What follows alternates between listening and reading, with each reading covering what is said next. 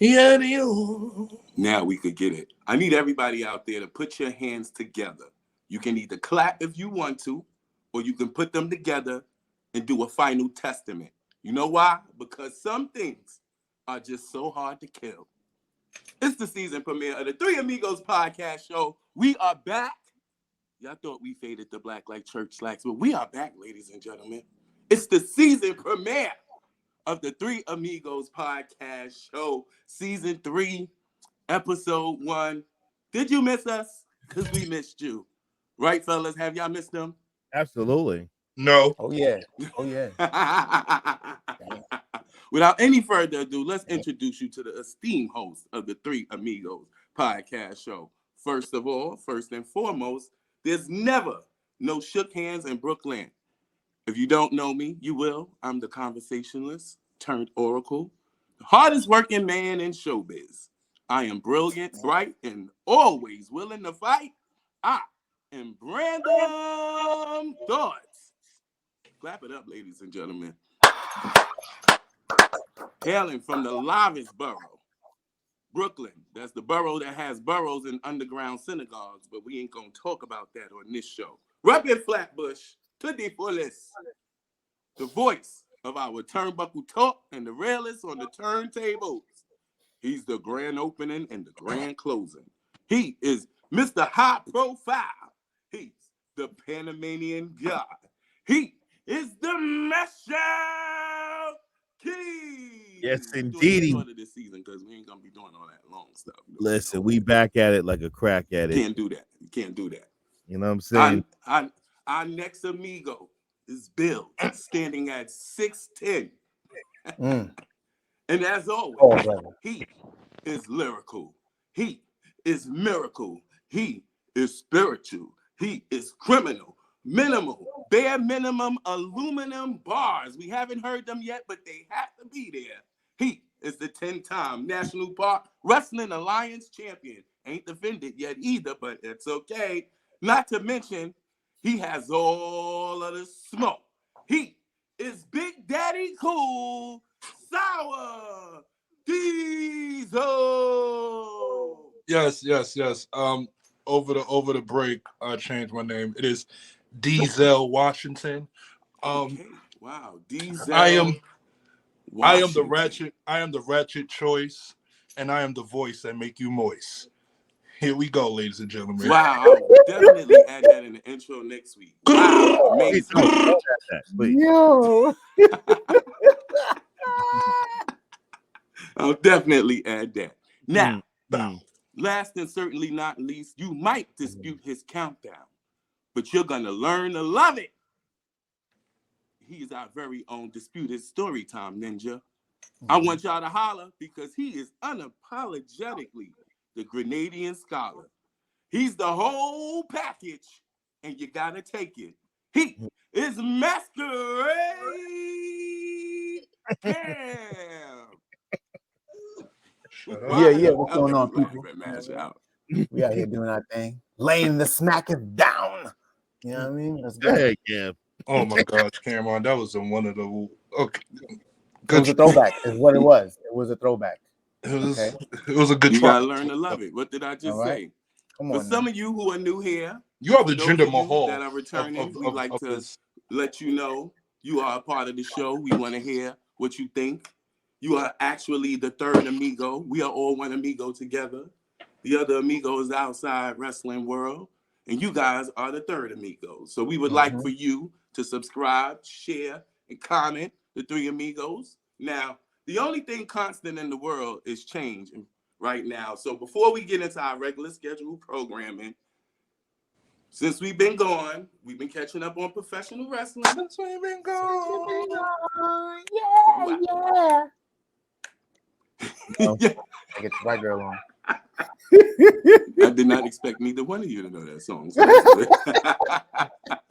we've been catching up on professional wrestling, but a lot has happened in the real world. Well, there was an alleged 10-foot alien seen in Miami. I don't know. KATTWILLIAMS is apparently calling out some unauthentic comedians with alleged not authentic Fendi on. While on the Shannon Sharp show, we're trying to figure out, is Shannon Sharp WWE bound? Speaking of him, we got niggas flying in the air like Joaquin Wild did on New Year's Evil, attacking judges. And it's only been the first month of 2024. So my question to you, and those of you listening, feel free to chime in. What shocked you the most while we have been gone? I'm going to toss it over, since it's a new season, a new day, a new year, to Cam. What's going on, y'all? You covered a lot of things and you touched on a lot of things, and I'm gonna tell you right now, all of them things shocked the hell out of me. But the most shocking was definitely that Cat Williams interview. God damn. I watched it about 2 times. I watched it twice. Wow. I'm finna watch it a third time because there's some things I missed. Because it's watching the reactions and seeing people who had to respond. I was like, wait, I missed that part where he called out that person's name and he said something about that person. I was like, all right. It was very interesting. There were some moments it was like, all right, Cat, come on. All right, now you stretching. You out here trying to think. When he said he read 3,000 books a year, I said, come on, brother. Come on. Wow. I mean, he said from the ages of 8 to 12. I mean, and no fiction books. So all factuals. All facts. I mean, for those people who might not have checked out the interview, I think you gave a very good analysis when we was on our production call of what actually happened in the interview. Briefly, could you give us a synopsis of what happened? Well, I would say that let the other brothers chime in. Yeah. So what happened was, basically there was a lot of finagling going on. Previous comedians on others came on to the Shannon Sharp show, Club Shay Shay, and was given their account of how it was, of different stories.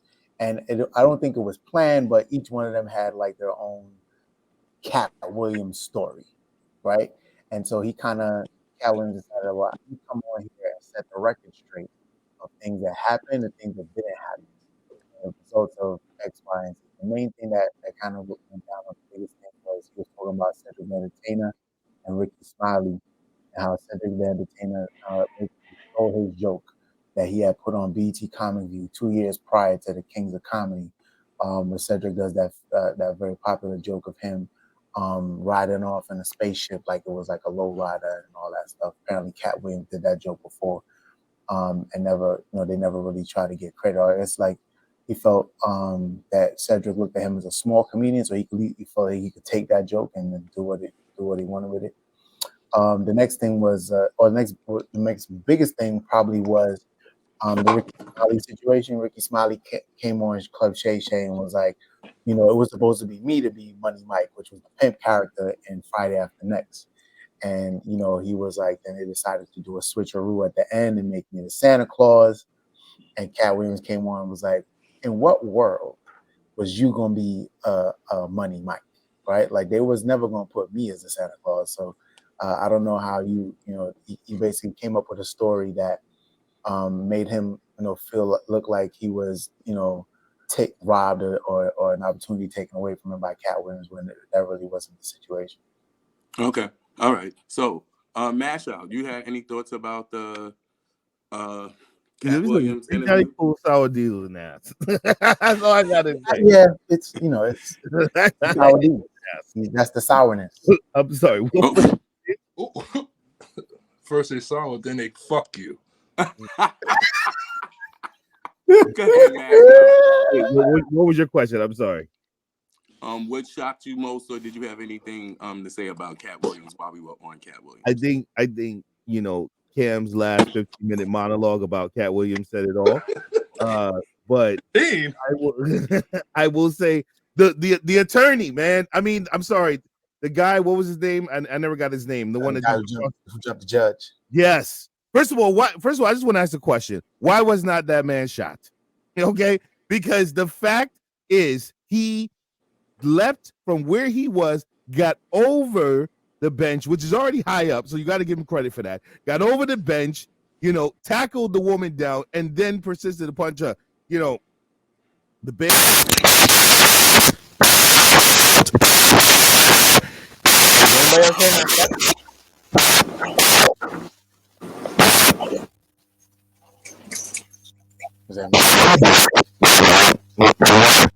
Oh my God. They're here.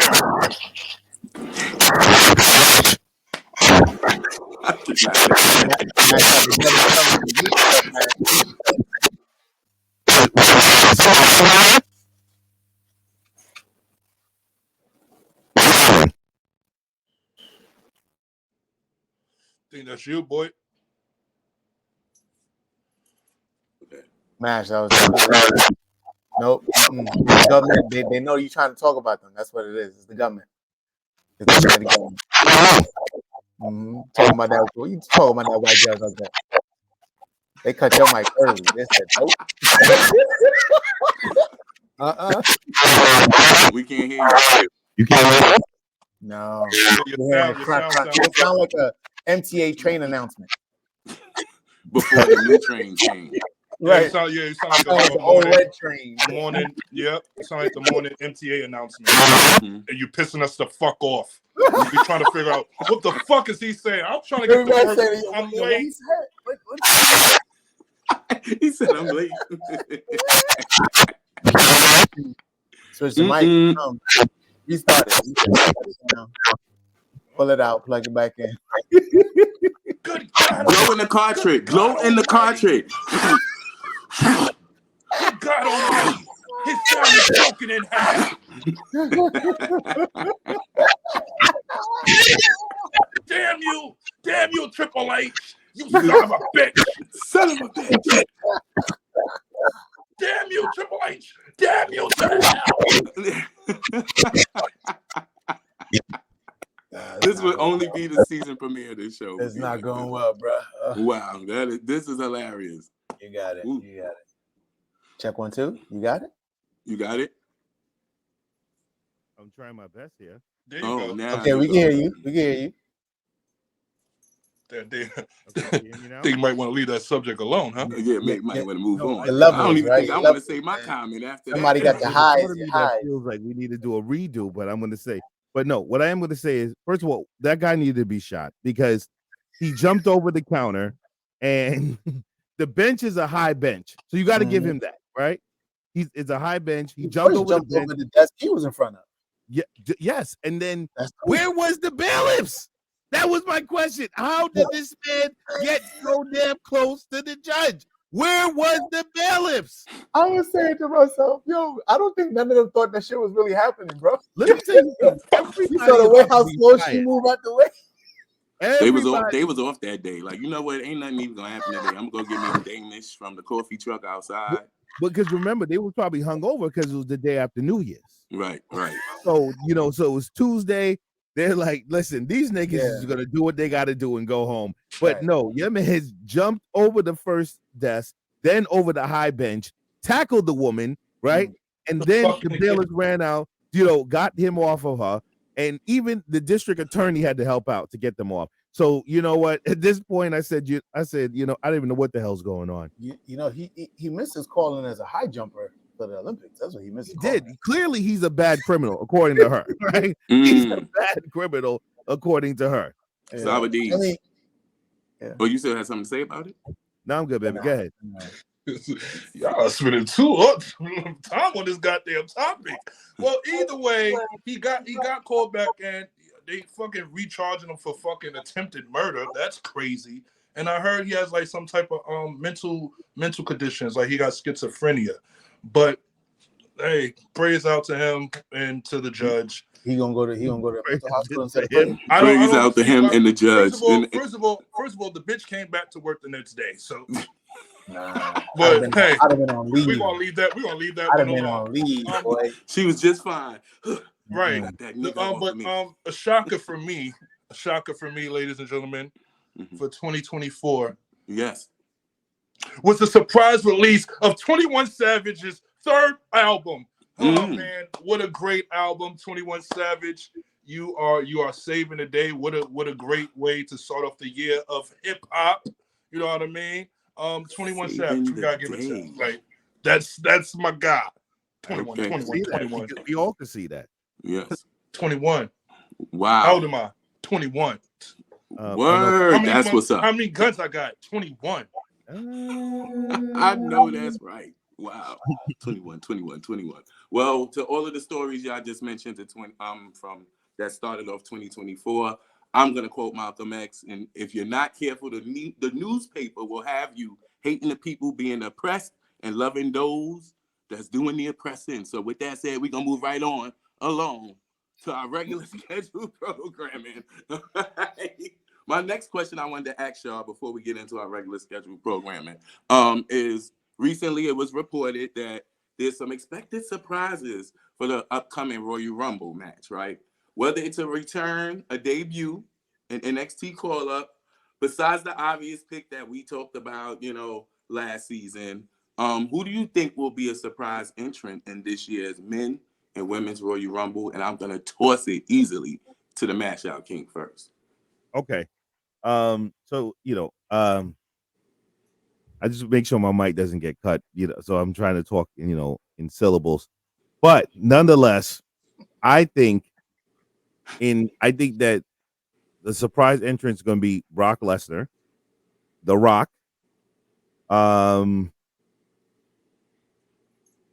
Those are my two for the male. For the female,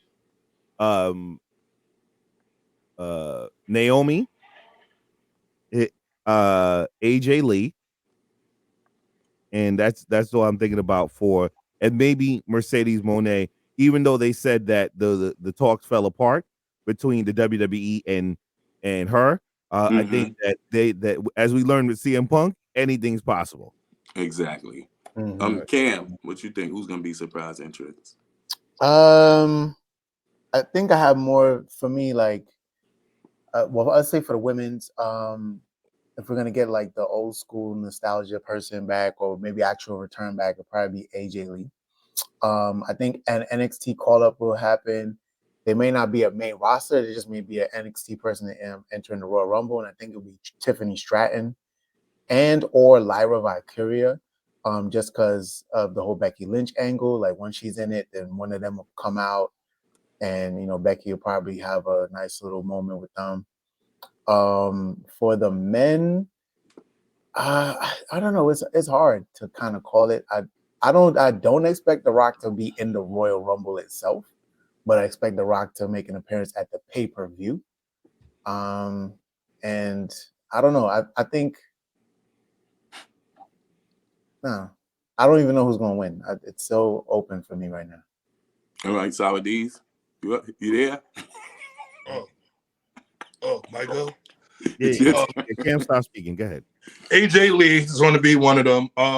Naomi, the returning Naomi Trinity Star. For the men, I got NXT coming up. Braun Breaker, Carmelo Hayes. A returning figure, I'll say I'm gonna go with Matt Cardona.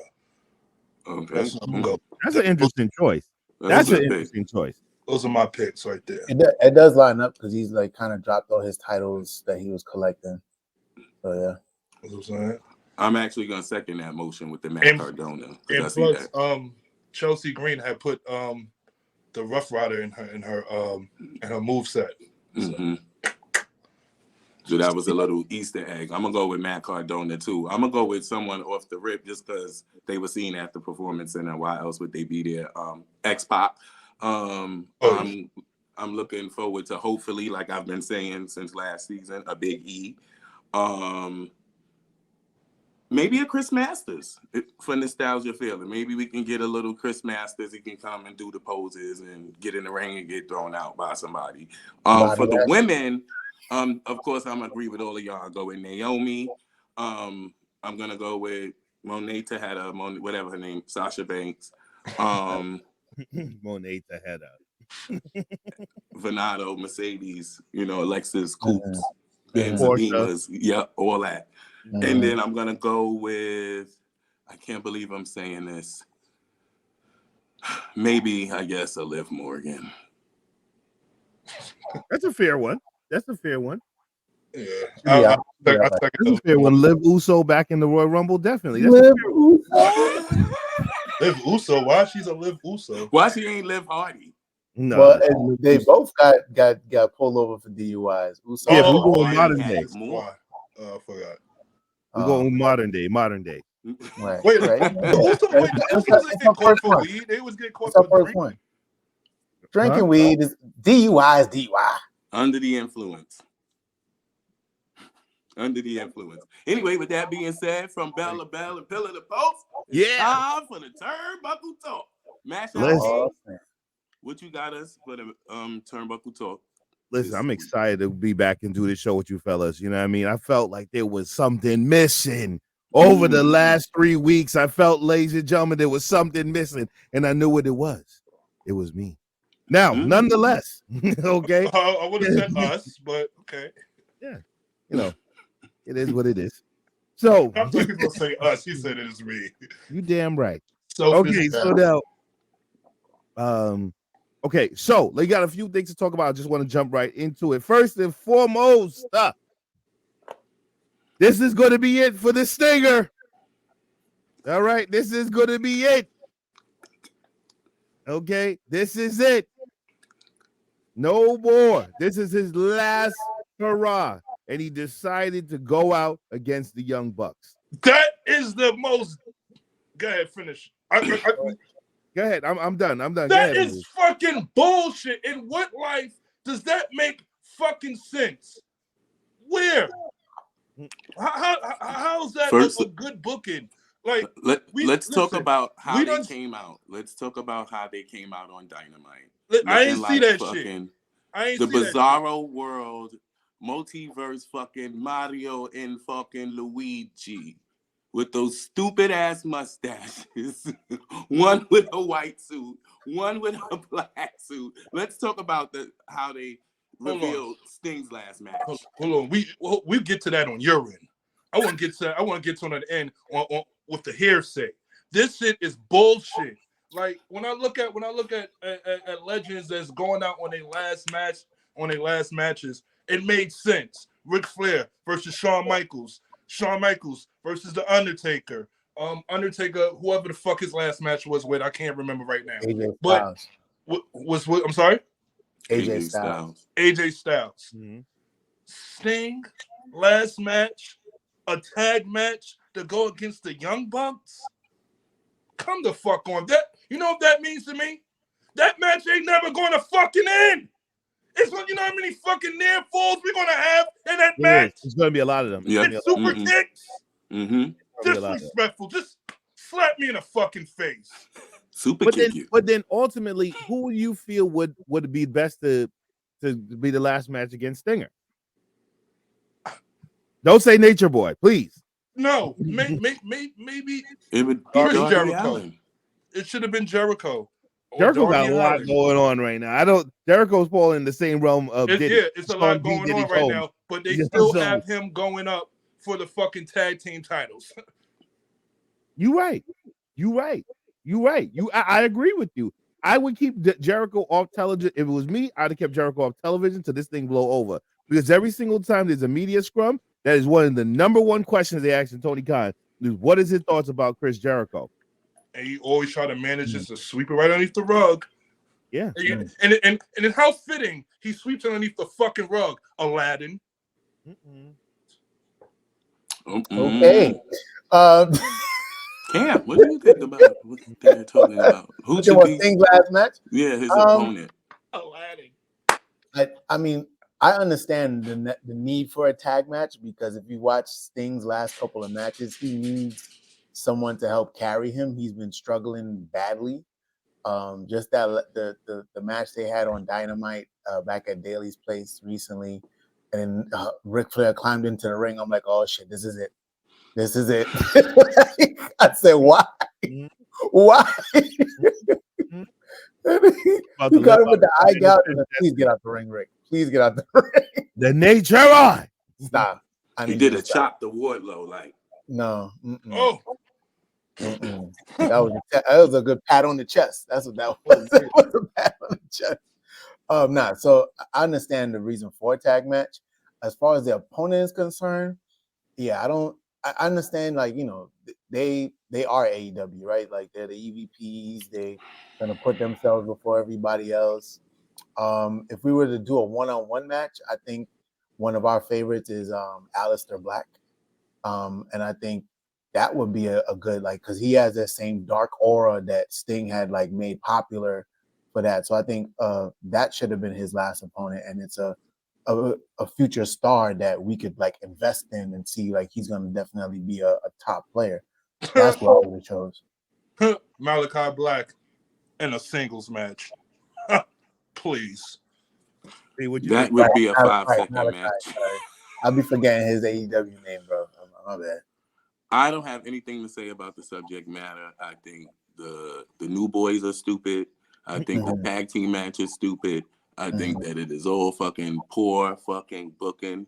I would have rather seen the boy who's been under him, Darby Allin, beat him and put him out to his pastures like Old Yeller and let it been Darby Allin and called it a day. MASHOUT, what next do you have on the Turnbuckle Talk? Okay, so last night was TNA's first pay-per-view for 2024 and the revamped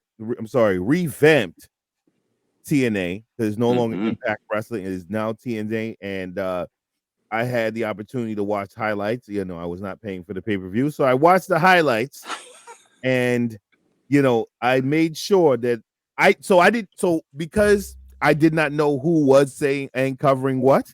All right, I was very picky and choosy on what I wanted to speak about, but I wanted to say this particular one for my brother from another mother, Big Daddy Cool Sour Diezel. Okay, so watching the show last night, I saw one of his favorite wrestlers find a home. Okay, he found a home. Dolph Ziggler, aka Nick Nemeth, is now in TNA. Total nonstop action wrestling, and and watching him, I said maybe he'll actually be entertaining this go round. So I said maybe this go round he'll actually garner some real entertainment chops. So cool, Diezel. Listen, I was so looking to hear your thought process on this. I want you to just take this one. I was dying to hear how you felt about this. Well, first and foremost, ladies and gentlemen, if you have not noticed or not known, I was one of the guys champion for TNA coming back for TNA's return. Just like my brother MASHOUT. I couldn't do it. I wasn't gonna pay. I can't pay for the PPV. So I did. I went to YouTube, saw the highlights. Yes. And amazing. The matches was amazing. The crowd was a little dead sometimes here and there, but nonetheless, the matches was really good. And to see my guy, Nick Nemeth, make his debut. It's the way you said the name. It's the way Nick Nemeth. Hard to kill. I am proud to say they have my viewership. Okay. Because listen, that is a great pickup for them. We didn't need to see them to go nowhere else. We didn't need to see them go to AEW. It's cool because we know that like being in TNA, you could work anywhere. You could work AEW, NJPW. So we're gonna see all that there. But to see him there when he ripped that fucking shirt and it says TNA across his chest, great. He's gonna be a star. He's gonna elevate the company. He's gonna elevate the division, and he's gonna. I'm just happy for him, man. Let's not get crazy. Let's not get crazy. No, we're gonna get crazy. Let's not get crazy because we know what it's gonna be. We do. We do. Unfortunately, Alex Hammerstone made his debut there last night too. It's gonna be. Listen, I'm happy that this is one alternative that I'm happy about. You know what I mean? Aside from WWE and AEW, I could watch TNA. AEW done slipped from the ranks, so I believe TNA is number 2. TNA is coming back for that number 2 spot. Listen, Masquerade.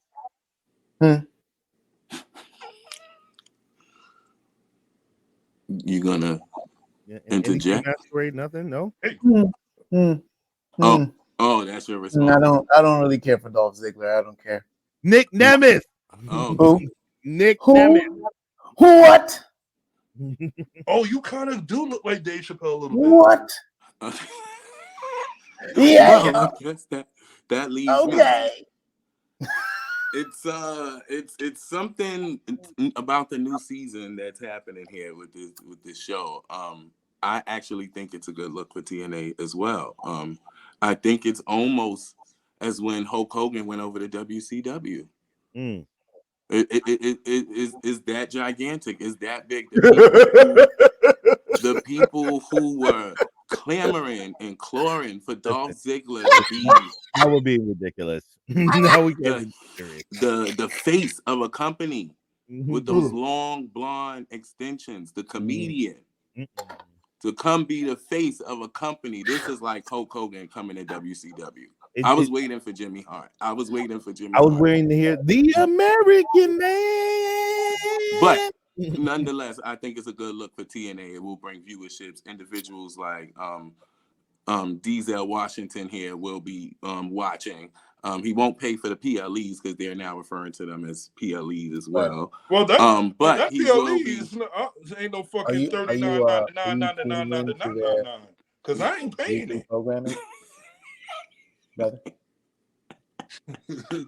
They better put their ass on a subscription somewhere. $5 a month, $10. I could do you. All right. I ain't paying $40. Right, I'm going to move on to my next story. Yes, so, nonetheless, I only got 2 more stories left. Now, nonetheless, we got Jungle Boy Jack Perry has officially left. Okay, the AEW.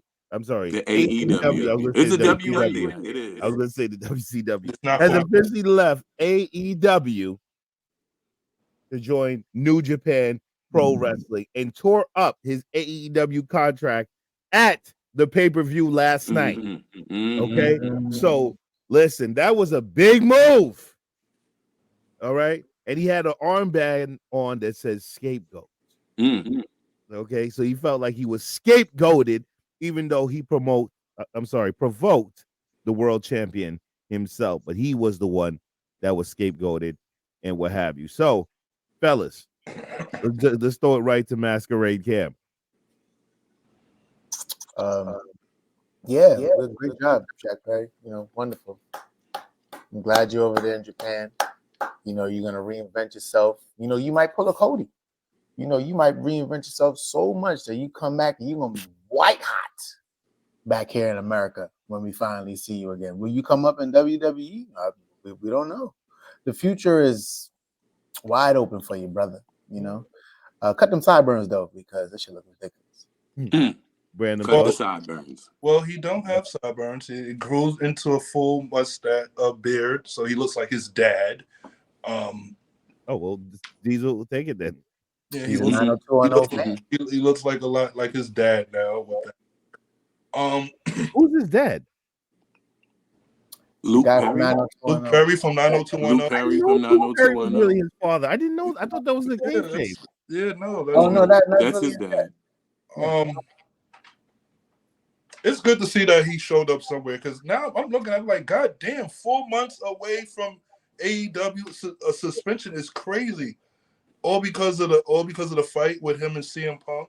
I don't know how much of the truth it is with him ripping up the AEW contract. Like, is he really saying like fuck them, or is it really a work? But I believe it's truly fuck them.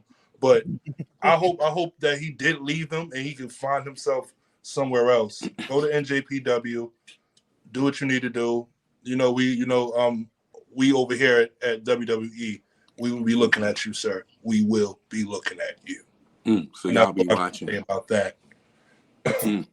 Okay, so y'all be watching. I think for me, it's dope. I think a little bit of what we talked about with the different organizations and the talents. Wow, that's a small version. Wow. Yeah, it's called a shot, bitch. Okay.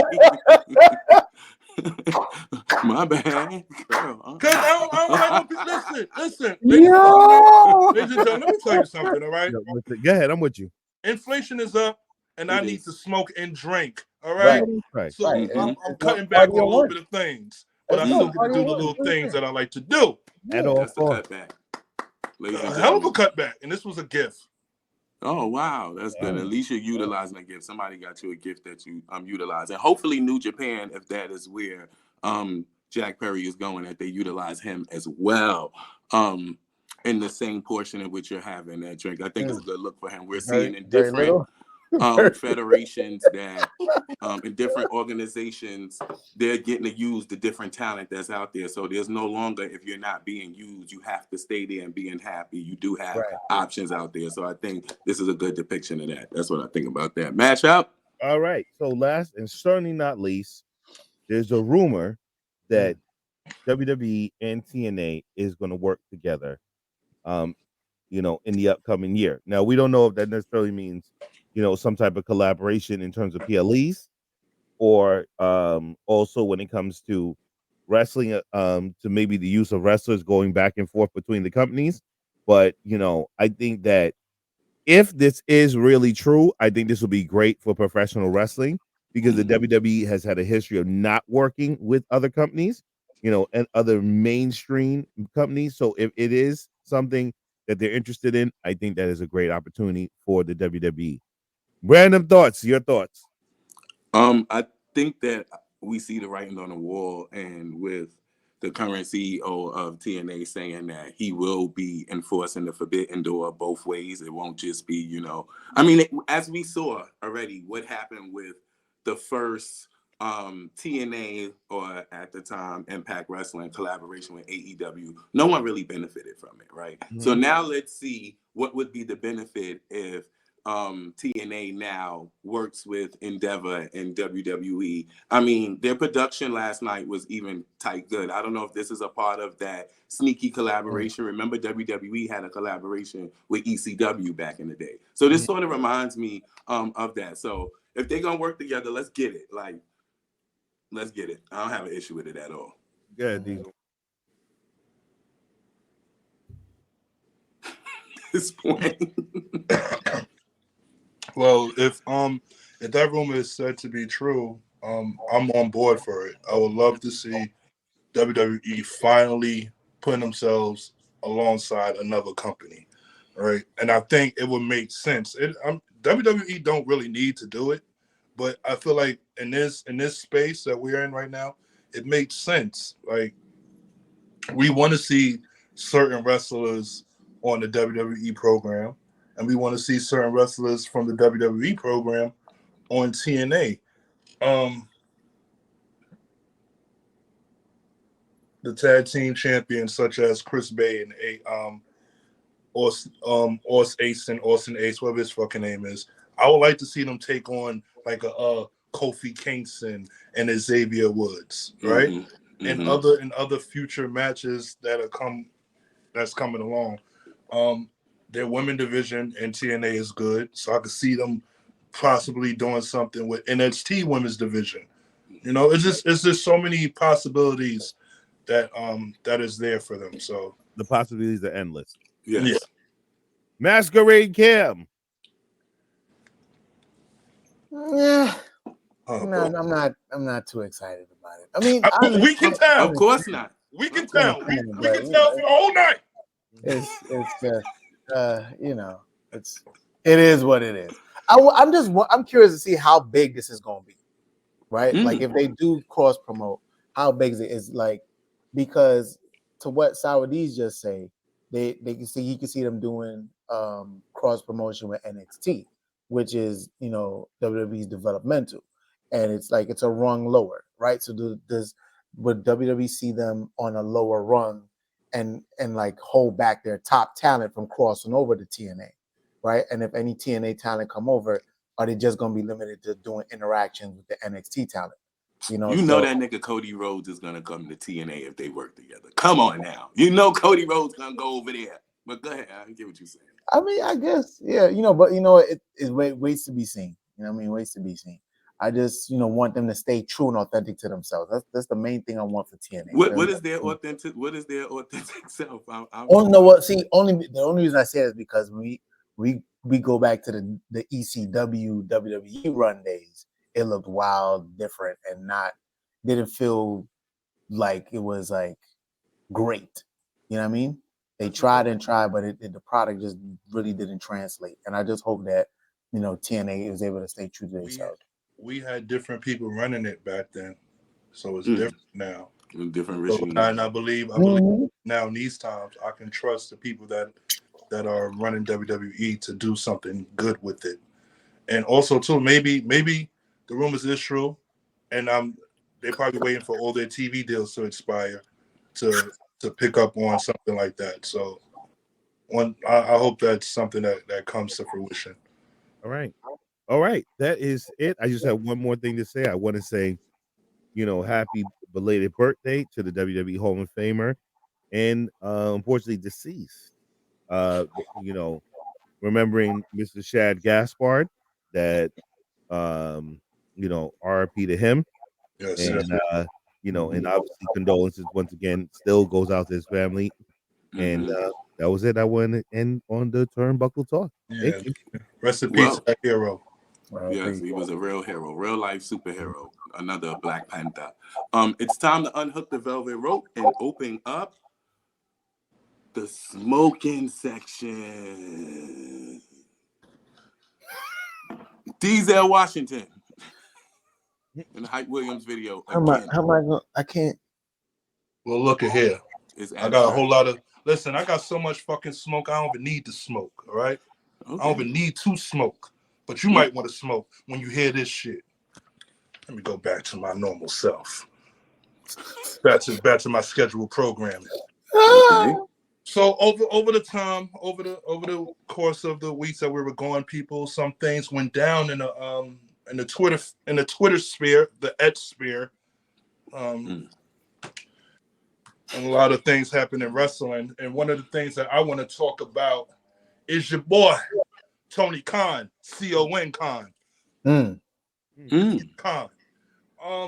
There's a tweet that he put out last week in reference to the Jinder Mahal thing. So I'm gonna just read this tweet.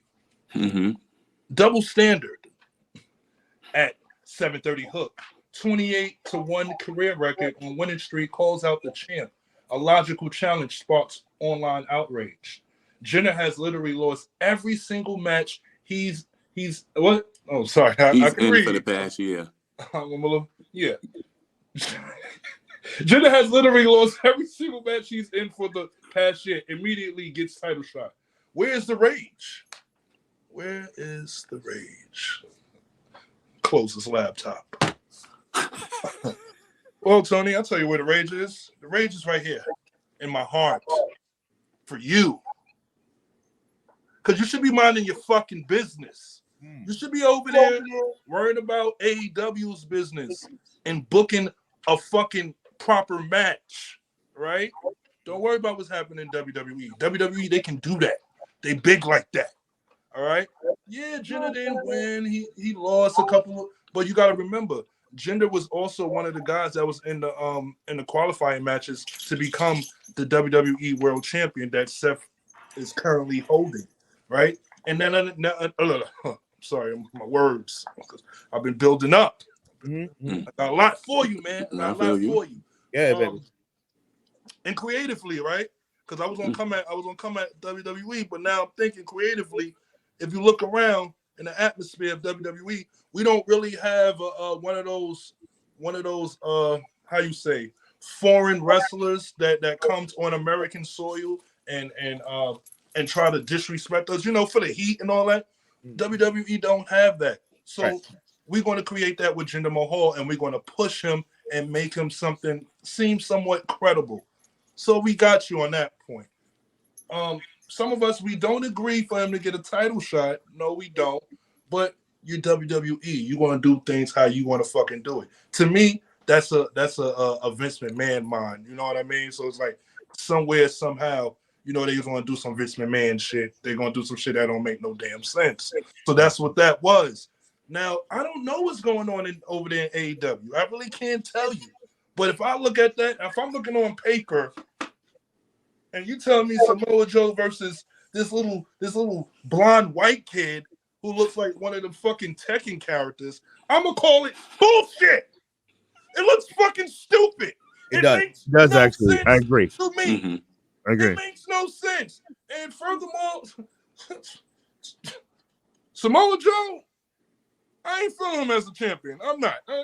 There's something I'm just not feeling it. I feel like AEW they give their talent a little too much, and then they go overboard. Like it's Joby trying to move a little too tough and trying to act like he's just so indestructible. Like I hate his face. Like he got craters in his face. Hey! Can I ask a question? What? What's going on? Can someone else say anything on the topic? Are you gonna respond to everybody? I'm still going off. Let me Okay, bow. Let me shoot him up. Go ahead, baby. Go ahead. Yeah, so it just pisses me off. I just don't like it. I don't like Joe as a champion. I just feel like that was just something.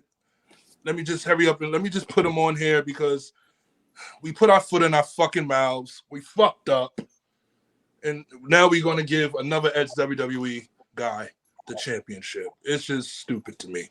And I was saying, shit, Swerve should get it, but it's another ex-WWE guy now, isn't it? What do you guys think? Because I'm fed the fuck up. I didn't even know where to start. I mean, he went on. I mean, technically, MJF is an ex-WWE guy. We just, he wasn't popular. He MJF was never a ex-WWE guy. He was an ex-WWE guy extra. Let's get it right. Excuse me, I burped. Oh, okay, wow. Listeners and the viewers out there. Ooh, got hot. Now Excuse I'm gonna toss it to Cam since you got a lot to say. Do I? Okay, sure. I gotta give you the grandma since you got a lot to say. There was so much to unpack there. No, I agree with you with a couple of little spots. Mm-hmm. I like Samoa Joe as a talent. But they got some work to do with his championship reign. It's in the beginnings, so you gotta give it some time to matriculate into something great. I don't know, is there a thing against ex-WWE talents being AEW champion overall? Is that homegrown talent there? I mean, yes, but they started off their whole company with an ex-WWE talent being the main champion. So it's really just who is best, I guess, for the spot. And whether they've been in WWE before or they've been somewhere else before, it is what it is, right? So it's like, it doesn't really, to me, it doesn't really make a difference. Once you're over there in AEW, you trying to put out the best product. So whether they're ex-WWE or they're homegrown, quote unquote, yeah, go ahead, brother. You see, that word gets tossed around a lot. Homegrown. See, to be homegrown, you actually have to grow something, right? Ain't nobody growing. Everybody's just stuck in that same fucking position that they're in. No one's growing. The only person that grew, and I don't even think they grew because they already had that shit since fucking day one, is MJF. So no one's growing over there. Everybody just fucking stuck in that fucking same exact fucking place when AEW started. What about Ricky Stark? I'm sorry, what? What about Ricky Stark? Ricky Starks. He heard you. Yeah, he's stuck. He's stuck. He's stuck. He's stuck. They did. He's stuck. They're gonna put it like, come on. He's in a tag team with this big goof. Like, no. Can I just say something on this? When I saw Hook going up for the AEW championship, I said, nah, this is ridiculous. I said, there's no one else in the company. There's no one else. Like, Joe's about to go against a guy that's supposed to be Taz's son. Like, I'm just very confused on this. Like, there's nobody else in the company of the entire roster. Hell, like I just said, let him go against Ricky Starks. You know what I mean? Make it be believable. Make it look make it look like something I'm looking forward to see. Because most of Hook's matches are on Rampage. So that's why I'm very confused. So here, if I could just go back real quick. So here's an example. Like, how AEW, they try to pride themselves, though. We keep records and everybody, every match matters, and you have to be loss record, a winning wrestler in order to get an opportunity here, as opposed to WWE. Things just happen, right? But WWE's had that history, right? Like, it's fine as long as the storyline makes sense. It don't matter what their record was or has been or whatever the case is. And they like to, you know, Seth is a person that likes to do that open challenge, open opportunity. Anybody can get a shot. So you don't have to be on a winning streak to get a shot. In that same vein, like that's what it seemed like happens with the Samoa Joe and the Hook situation, right? Like it was out of left field in a sense, right? Like they didn't stay true to their own claims and stuff. Oh, okay, well, let you know Hook shot because he beat XYZ and he's, you know, on a great winning streak and you know. But they took away the winning streak, win-loss record, and made it seem like it don't fucking matter. We didn't hear about it in a long fucking time, right? Now, because they backed themselves into a fucking corner, let's just throw Hook out there. And if anybody tries to say something, well, he does have that record of 28 wins, 1 losses. That's what that seems like to me. That's what they did with that. It don't fucking make sense. Jack Perry? So what? Like 6 of his wins. They weren't the same guy, Jack Perry? Did he beat Jack Perry 6 times, you mean? Yeah. Oh, right. Yeah. Like, come on. And the one loss is to Jack Perry. Like, oh my gosh. Adios míos. Adios míos. That is absolutely true. Like, and what you said, Cam, like it made sense on WWE's behalf, like, because Seth is a fighting champion. He's on the defending championship against anybody who steps up to the fucking plate. He never once said, dude, you're not even like a contender. Like, you lost. You did this. He don't say that. He's like, you want to fight? Let's go. And that's what a fucking champion is. So, and I just felt like Tony Khan needs to just handle his business, make his fucking business great, and stop worrying about what the competition is doing. Put your phone down. Someone need to take his phone away from him. It's like I feel like he's one of those people, like, he has to be liked. He wants to be liked. And if he's not liked, it bothers him. It really bothers him. He was that nerdy kid in class that a lot of people don't talk to. He's like, what's the answer on the test? Thank God he ain't a cop. You don't appreciate the thank you tweet he sends out after every show? Every single show he thanks. You don't appreciate that, Jay? Stop it, man. He's a damn liar. Okay, It's from the kindness of his heart. Every show that comes on them, What? you want to thank everybody for supporting AEW. You call him Aladdin. I think he more like Jafar, but go ahead. Oh, Well, moving on from him and moving on directly into the Jinder Mahal and Seth Rollins match, because I had smoke with the creative of WWE booking this match, but sitting here having this argument just now, it all made sense. That just made sense to me, because y'all did what y'all did. Seth is the fighting champion. He's on the finish title whenever, however, and whoever the challenge needs to be, he's going to do what he's going to do. But it kind of sprung us all. Like, we haven't seen Jinder Mahal in a serious role to really take him serious. I mean, the week before that, he was just in a fucking promo with The Rock, and he get his ass handed to him. And it's like this week, oh, you know what? It felt like a reward. Like, hey, you know, you want to go out here, you want to get embarrassed by The Rock, and that's right. We're gonna give you a championship. But that was the reason for the spot. Right. Over the months, we were seeing him with this fucking tag team that we never seen wrestle in this year. We're still waiting for Mahan, whatever the fuck his name is. Mahir, Ravon, whatever. Sean. What happened to that big goofy young one? What's his name? Swanky. I believe they released him. Shanky, yeah, he got released. He got released. Good God. Good thing. When they started having him dance, I was like, oh, it's over. When they had him doing great Khali all over again. Right. looking fucking stupid. Now the Punjabi Playboy, the great Khali, come on, son. Yeah, but the Punjabi, since we want to move on from that, fuck that. We want to scratch that. Because what I really want to get into now too. I'm sorry, ladies and gentlemen, I kind of sprung this on you. But this fucking thing with beside himself, ladies and gentlemen. I'm trying to get his name together here again. Hit us with it. Damn, what's this guy name? You know this. He's in his 7th fucking faction. Wardlow, him, yeah. Oh, Wardlow. It's pissing me off Like at this point, at this moment, I do not give a fuck about him. I don't care what you do with him. It's been 5 years, and each year you've been trying something new with him, and now you got him in the Undisputed Kingdom trash. Like, God, like, come the fuck on. When you keep doing this to me, all you're doing and all you're showing me is that you don't have faith in this man. Mm-hmm. You don't have faith in him, because how many times we gonna keep seeing him in another fucking faction?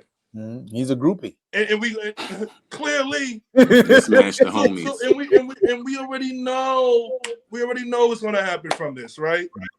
The implosion is gonna happen. He's gonna take out his anger on Adam Cole.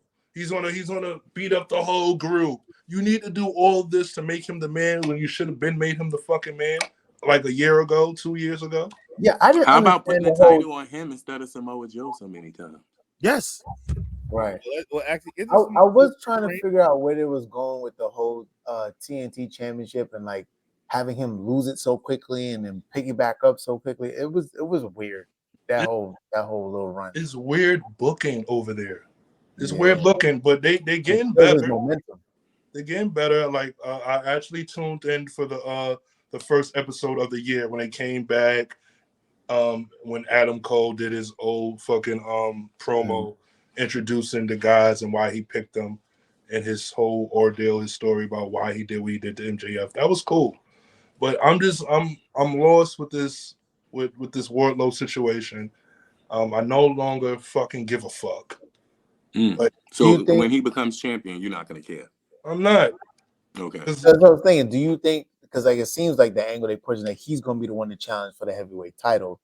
I mean, I guess until like Adam Cole's foot actually heals up. I mean, Adam Cole told us the fucking plan. Like, right. Well, that's my true. foot gets healed. Wardlow's going to go for the championship. Then when my foot gets better, he's going to give me the title. So we already know what's going to happen. Right. That they're going to make him like the Batista with Triple H. Triple H. Yeah, I was going to say that too. We already know. Not to mention Wardlow has a history with Samoa Joe, so it makes sense that he would be able to go for the title. At least that does make sense in terms of the booking. But yeah, anything else you got smoke with or MASHOUT you wanted to say something about it? I think he said everything. Okay, all right. Sour D's. What else you got smoke with? I had to unload. It sounds like it. Feel better now? Ladies and gentlemen, I'm done. But if you have any feedback to any of these things I have discussed, please comment, like, subscribe, share. Hit that bell up top for the notifications. Also, we got an X page, right? We have a so the people page. You didn't miss, you want them to give you feedback? You care what they say? I'm sorry, what? So the people you didn't miss, you care what they say? Yeah, I care what they say. It gives me some dialogue to come back with. You know what I mean? Give me something. Next week I'll come back and I'll fire on your fucking ass. That's right. That's exactly what he will do. Well, if that's all you got, smoke in, smoke out. Smoke in, smoke out. Smoke in, smoke out. From Diezel Washington, ladies and gentlemen, that was Shoot Program Smoking Section. The gang. You'll be doing this in Pelican Bay.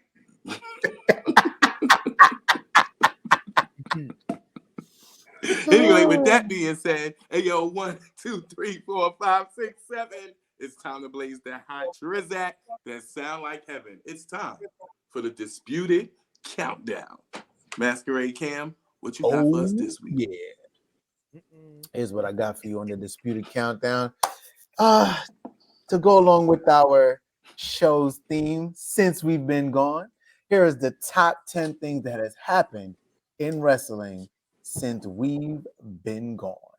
No. You got it, Kim! You got it, Kim! How the fuck are you top 10? No. The things that have been going. No. There's a lot of things that happen. And, you know what, Cam? Let me see how you're gonna do this. Cam. Yo, Cam said, "Fuck you, niggas." Okay. Fuck the bag. Don't be mad when we say the same. Go ahead. He said, "Fuck the bag." I am still with the list. Go ahead, baby. Go ahead. Here we go. Give me a Number list. 10. Ridge Holland injures another top WWE superstar. And I just want to know, how long are they going to keep him around? This doesn't make any sense. You know what I mean? He's a liability to everybody. I got something to tell you. Yeah, go ahead, brother. It's a work. No. I don't like Ridge Holland. I think he should go. I mean, that was Period. that was Period. fucked up for them to do that as a work though, because like he literally really injured a fucking talent. So it was when that happened, a lot of people online was a little sketchy about it. They was not fucking with it. It's like, how can you? I mean, so far from what we know, we got Big E, was it Kip, whatever his name was, and the Pretty Deadly dudes, and now Ilya Dragunov. I'm never gonna forget the time when he almost killed Johnny Gargano. Yeah, right. He almost killed the fuck out of that man. Tragic. All right, number 9. We'll start calling him Ryback. I was just about to say that. It's no need for Ryback to return. Ridge the Fridge. You got Ridge back. Never gonna wrestle Ridge the You got Ridge back. Can we get to number 9? Yeah, go ahead. Number 9.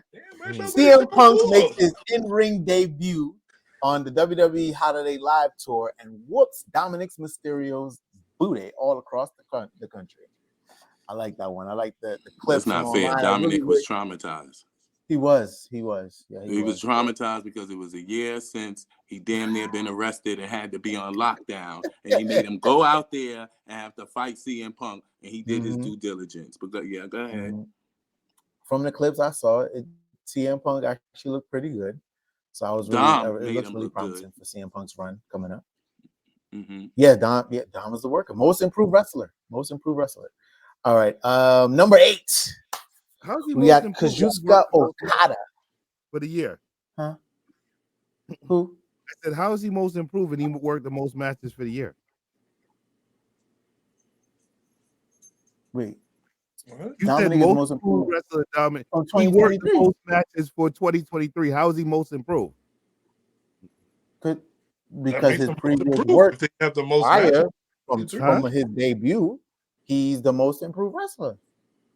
Like there were times that people didn't want to see a Dominic Mysterio match. Now people want to see a Dominic Mysterio match, and not just talking about his in-ring moveset talent or whatever. His overall, right? Like, you know, being a presence in the thing that somebody that people want to come and see, that people want to come boo, right? And he puts on great matches. He doesn't really botch, right? He's the most improved. Yeah, like when he was tagging with his dad, you know, his dad was kind of carrying him out throughout all the matches. Everybody's like, man, he has this golden opportunity that so many other people should have had, and now he's actually showing that, you know what, he's actually earned it, and he's actually really good.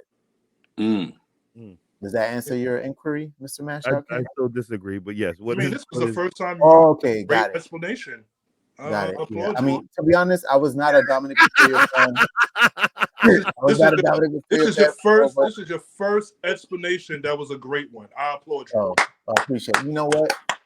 Thank you. The learning tree. When I'm surrounded by greatness, as you can see on the YouTube. I think you should go to number 8. I just think you should go to number 8.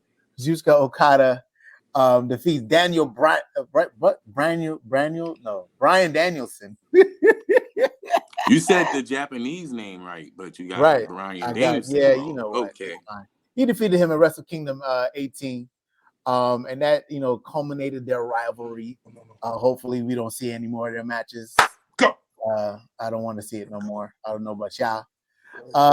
Number 7. This is like a nice little lucky number nugget. 7. Yeah. David Finlay. Y'all know who David Finlay is, right? All right. He's the leader of the New Bullet Club in JPW. Right. He defeated John Moxley and Will Ospreay to become the inaugural IWGP Global Heavyweight Champion at Wrestle Kingdom 18. All right, and if you don't know who that is, and you haven't seen Wrestle Kingdom 18, you better go do it. It was actually a really good pay-per-view, and it launches us into a new stratosphere for the IWGP fans. Number 6, the Mad King of the Bums, Eddie Kingston wins the AEW Continental Championship tournament. I hated this whole. Why do NJPW titles start with IGPW? What does that stand for? That's a good question. But I don't remember what it stands for. I don't know what it stands for. I never did. Yeah, I think that was like the original company, and they just kind of kept the title name, but they changed it to New Japan Pro Wrestling. But they kept the original title name. okay. Mm-hmm. But Eddie Kingston with the 3 titles. Yeah, so he's the inaugural Continental Champion and also a Triple Crown champion. I'll give him this. He tells great stories. The whole tournament run, it was intriguing drama to look at. I don't like seeing him on my TV. Feel like it's a waste of TV time putting Eddie Kingston on there. But I can see the entertainment factor for people who like it. You know what I mean? To answer your question, D, it's called the International Wrestling Grand Prix. Oh, okay. Yeah, I just Googled it. All right. Thank you, sir. I don't like Eddie. I don't. Go ahead, just go on. Number 6. I mean, it's the top 10 things that happened while we were gone. No, it's not about that. It was something about, like, I don't know why they have all these old ass champions over there in AEW. It's pissing me off. They need. I think Tony Khan is just into this thing of like giving somebody their shine, their just due for all these years. Nigga, hold on, real quick. The World Cruiserweight Championship, because that's what that belt looks like. WCW Cruiserweight Champion. That's the copy and paste WCW World. I don't know if that's supposed to be their answer to WWE's World Heavyweight Championship. But I'm over here working. Right. I will walk your ass when I'm done. Okay. He's talking to the dog. Mm-hmm. Talking to the dog. I think. All right, number 5. And this is a personal favorite for me. Obafemi, the new NXT North American champion. All right, he to me is what they wanted Omos to be, but he's going. I think he has a much brighter future going now. He cashed in, huh? You're wrong. I'm wrong. Yeah. All right. Well, he cashed in. He is with Keith Lee. No, that's what I'm saying. Right. Well, that's what I'm saying. He's probably going to be doing exactly what Keith Lee did. He's probably going to hold both the titles, in my opinion. But I think when I say what Omos should have been like, I think what they were trying to create with Omos, making him like a staple big star, that was, I guess, like African born. Omos is too fucking tall to be with Obafemi's going to be. They just needed another big fucking coming attraction. That's all Omos is. Right. You think he was gonna be moving around that ring wildly, doing drop kicks and Hera fucking Karanas? No, I don't think you hear what I'm saying. I'm just talking about the star power, the draw power. I'm not talking about the in-ring moveset and the exact comparison. Your comparison is wrong. Okay, and that's your opinion, my brother. That's you're comparing them because they're African. That's no, what you're doing. Right. That's what I'm saying. That right there is kind of what I feel WWE wanted to get, like just how AEW has Powerhouse Hobbs. I feel that's what Obafemi will be, but a better version, right? Just how Keith Lee was a really big star in WWE on NXT. That's what Obafemi will be, and I think that's what they wanted Omos to have that superstar power. But he just doesn't have it. So okay, let's move Obafemi, right?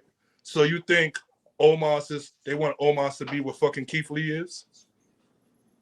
I don't see why they wouldn't want the star power from Omos. You see they kept trying, but it just wasn't translating. That's all. His star power is not in-ring capability. It's just his fucking look. That's it. That's all. Number 4. Thank you, sir, for helping me with my countdown. Number 4, the WWE announces Fatal 4-Way for Roman Reigns' WWE Undisputed Championship. And for the first time in Roman Reigns' current title reign, he's having a This is an honorable mention. And also, that didn't happen in 2023. That was 2024. Oh, you talking about since we've been gone? Yeah. And that's a good one. Number 4, Roman Reigns in a Fatal 4. Right. You see him? You seeing it? You know what I mean? I'm catching on. All right. Number 3, Samoa Joe is the new AEW World Heavyweight Champion. Number 2. some of the top things. You know what I mean? Number 2, Mhm. MJF's betrayed by Adam Cole and reveals Number 1. himself as the Number 1. We already talked about that. So number 1. This is why we didn't want to do the list, Cam. Number 1, baby. The number 1 thing that happened while we were gone is if you smell what The Rock is cooking. I The know. Rock called out Roman Reigns and said he's going to sit at the head of the table. That's the number 1 thing that's happened since we've been gone for the past 3 weeks. Fellas. Wow, I would like ladies to and gentlemen. Since I came back Mm-hmm. and I had to listen to that bullshit ass list, my fucking ears is shitting. Wow, My ears is defecating fucking on the microphone. You Wow. just fucking, my ears has just got fucking doo-doo coming out of it. Listen to that bullshit. Wow. You're welcome, sir. That You're very welcome. Well, number 2 and 3, we already discussed. So that's why we had to just, Did we have to? Did we have to? We did, baby. We did. All right. With that being said, that was a disputed countdown. If you want to dispute that countdown, please feel free to comment. Once again, like, share, subscribe. Let us know what you think. Now we're going to take it to what is our wrestler or who is our wrestler or wrestlers of the week. It's a new season, fellas. So let's try to elaborate on why this person is your wrestler of the week. So I'm going to toss it over to the disputed countdown, Masquerade Cam. Who's your wrestler of the week? I mean, there's so much to choose from. There's so many great things, but I'm going to continue to praise Oba Femi. He's my wrestler of the week. Motherfucking thieving ass bitch. Okay, sure. Yeah. So, at least you got gold one too. I got one. Oba Femi to me was my wrestler of the week, and the reason why is because he's on a great momentum trajectory. I like what they did with the contract. They treated it like Money in the Bank briefcase cash in, and you can just pop it off on anybody anytime. So it was a great move, and I'm happy that Dragon Lee don't got it no more, because I know I can say no, that was your boy. You was down with the pinata. You was me. Yep. Me. Yeah, Dragon Lee. That was your boy. Are we sure that wasn't him? No, it was one of y'all. I don't know. I was it wasn't me. It definitely wasn't me. I was into that pinata. I told y'all he was trash. I'm indifferent. I was not rooting for Dragon Lee. Dislike him, but I'm not really a fan of him. I think they were saying that they're just trying to frame him as the next Rey Mysterio, which I didn't really agree with. But he'll be a great luchador. But Oba Femi, you can't stop that. Next, Mysterio. Who else will be? Wow, Sour Diezel. Who's your wrestler of the week? Crack of shit. Nigga stole my fucking guy. I mean, you can tell us why you like them. I mean, greatness. No, I don't want to pick the same guy. This man. So don't pick who you thought is the second best wrestler of the week. I'm gonna pick my best rapper of this week, 21 Savage. How about that one? Okay, that's your wrestler of the week. Hopefully, he's no longer wrestling with demons or anything like that. MASHOUT, who's your wrestler of the week? All right, I'm gonna go. Really, believe it or not, because Sour Diezel didn't pick him, I'm gonna go with Nick Nemeth, and I'm gonna explain. Oh why. my God, I was gonna say him too. Oh, shut up! If you was gonna say it, you guys are fucking thieves. Okay, how are you gonna do that? How are you gonna do it? No, come on, this camera. Get back on this goddamn camera. Okay, what? Get back on this camera. Steve, 21 Savage after Mr. Me Too Cam picked your guy. Okay. Well, I guess I'm gonna have to call you Mr. Me 3 because you stole me. How the hell did I steal it? No one's in your brain, bro. No one knows what you're thinking. Like, what are you talking about? Are you not in my head? So you was gonna get a redo? Well, I was going to. I was gonna wait and come back around. Right now. Sweet. Next time you should write it down. You should probably write a list. Well, if I write a list, it's gonna be better than yours. I was gonna say maybe you should do a top 10. I would love to. And just have it on. Deck. You never know. I'm gonna go with Nick Nemeth because I'm not a fan of Nick Nemeth in no way, shape, or form. However, I'm happy that he got a new job. I'm happy that there's an opportunity for him to resurrect his stale career. And, and honestly, there's a way that maybe he could change my perception of him by joining TNA. Just maybe he can turn things around. Wow. Maybe. Speaking Random of turning thoughts, who's your around, wrestler of the week? my wrestler of the week are two people, and they battled each other at they did a good little like absolute genius match that they had at GCW, and it's gonna be Lio Rush and Myron Reed. Like these two, like I feel like that match was too good to be where it was at.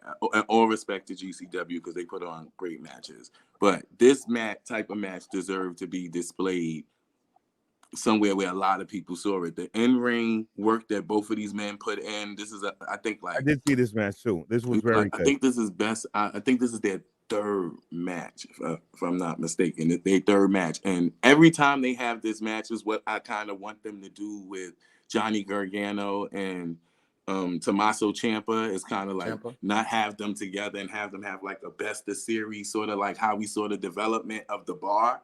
Because with Myron Reed and Lio Rush, how they get at each other, like it complements each other. I don't even know if they're doing the Argentine tango or the fucking heel toe, but whatever shit they're doing in that ring is a wrestling fucking genius clinic.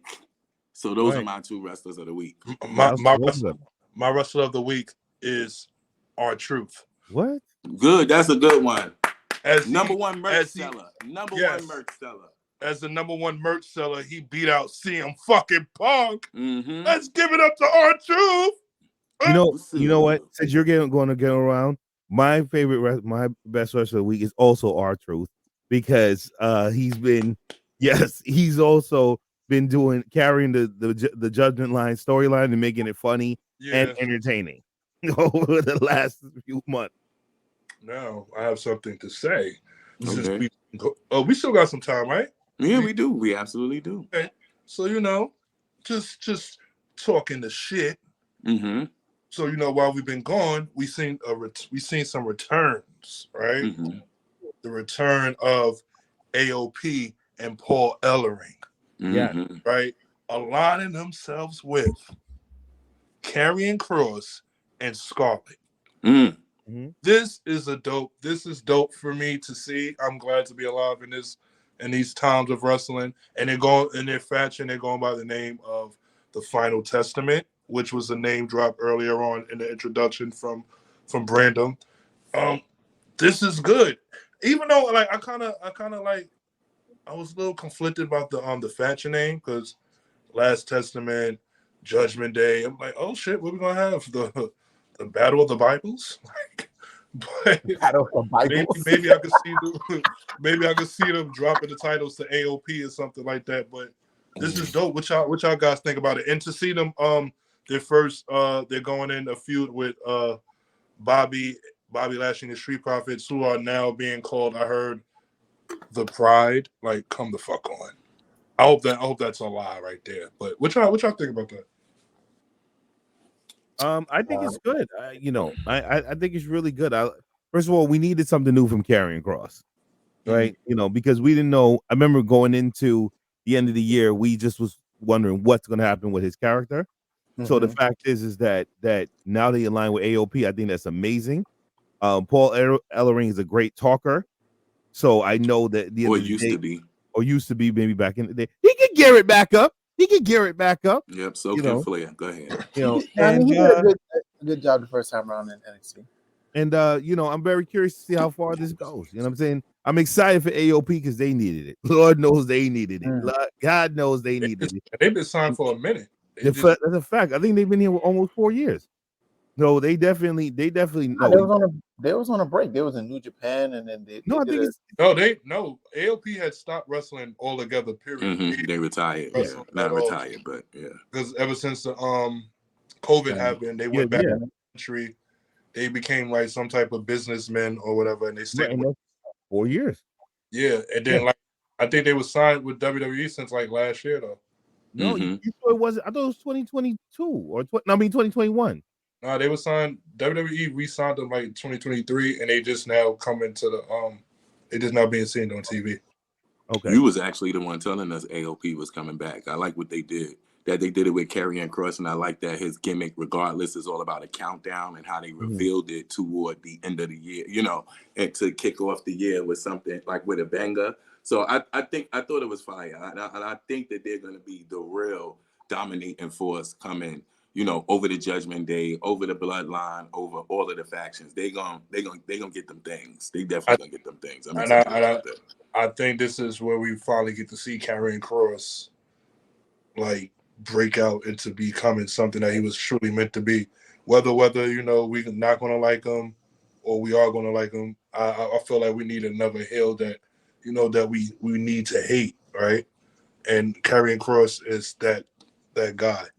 I don't feel like he's gonna be hated though. It don't matter what he do. I don't feel like. No, I don't mean hated in the sense of like, oh my gosh, I hate him. I want to see him fired. Not in that regards, but I'm talking about like we need a heel that's believable for us not to like. You know, and Karrion Kross will be that person. So are they if he's not in the Elimination Chamber, are they coming like they coming to bust up the Elimination Chamber and take over it and like are they going that route? Are like they being devastating? Are they being malicious or what Karrion Kross and his faction? Yeah, the Final Testament. Well, they're giving I guess their first mission is like I said is with Bobby and the Street Profits. So maybe we'll see them fighting and it'll probably culminate until like probably like the chamber, because I don't think they're gonna give them a match so soon at Royal Rumble. They're gonna want it to still build up a little bit. So I could see that happening at Elimination Chamber. And everybody's mad because I already said this months ago that Gunther will not be at the Elimination Chamber due to his travel restrictions. People's in an uproar like, oh my gosh, he's not going to be there. Roman's not going to be there. It makes no sense. Relax, fucking people. Relax. This is why WWE is creating other stars, so we have some fillers and you won't have to be so mad. Just relax. I like the things that WWE is doing. I also noticed that when they release some stars, they always sign some stars or always give a star a push, and it seems like what is missing we still have. You know, like you feel like they fill a void. Yeah, like early on, like the Obafemi situation. Obafemi is the new and improved to me. He first and foremost, Obafemi is Obafemi. That's we're gonna get that right there. Obafemi is Obafemi. I don't want to take nothing away from him, but I feel like what Keith Lee was, this is who that is. Who that is. And I was speaking with Brandon earlier on in the week, and I was like doing like my little book and shit I be doing. I was like, hey, Obafemi will be the one to dethrone Gunther. That's what I feel like. You did say that. That you did say while we were talking. That man has some. When he won that championship, and that lady asked him in the background, Obafemi, what can we see coming from you in the near future? Dominance. That's what I see for that man. That used to be Bobby Lashley's word too, by the way. Dominance. Yeah. That used to be Bobby Lashley's words. But speaking of words, we're gonna go into our final thoughts. All right.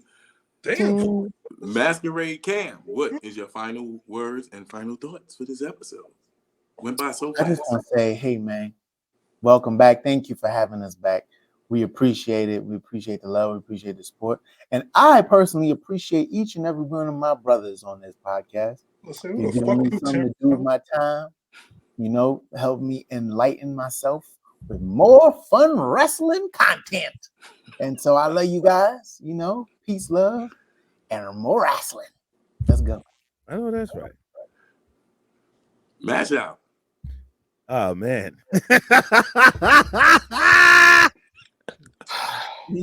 Listen, you guys put me in stitches every single time, man. But nonetheless, like we always say, please like, share, and subscribe to our show, the Three Amigos Podcast, and follow us on wherever you get your local podcasts. All right, Google, Spreaker, Spotify. and Apple Podcasts. We're on all of them. So make sure you keep tuning into our show, because we always excited to hear from you every single week about what you think and how you feel. All right. And do remember, if you're arguing with an idiot from afar, no one can tell who's actually the idiot. Yeah. That's a very good one. Sour Diezel. New year, new me, some growth, and some challenges, and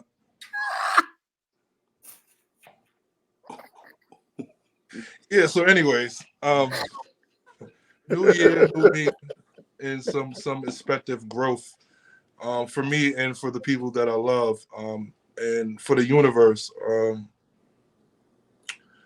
Don't get sidetracked and don't get distracted by bullshit. And one thing I want you to remember, that's my guy. That's my guy, Sour Diezel. You can drink with me, you can smoke with me, but you can't fuck with me. Okay? All right. All right. With that being said, I'm gonna go with a random thought. Keeping it real is a great thing. However, when real becomes reckless, it can hurt the spirit of another person. It can. That shit hurts. Watch the intent behind what it is that you are saying. Keep in mind, how they treat you is how they feel about you. That's the Random Thought. We love you all for watching and tuning into another episode of the Three Amigos podcast show. Make sure you continue to like, subscribe, share, comment, scream at us, yell at us, email us. And if you do need the email, that is the DATHREE Amigos podcast, the #1 at gmail.com. And let us know what you think. This has been another episode of Three Amigos. We love y'all for watching and listening, and have a great week. Live long and prosper. Duh. And make sure you ring the bell on all those notifications you heard. Ding, ding, Ring the fucking bell on every notification. Ding, ding, ding, ding, Good night. ding, ding, ding.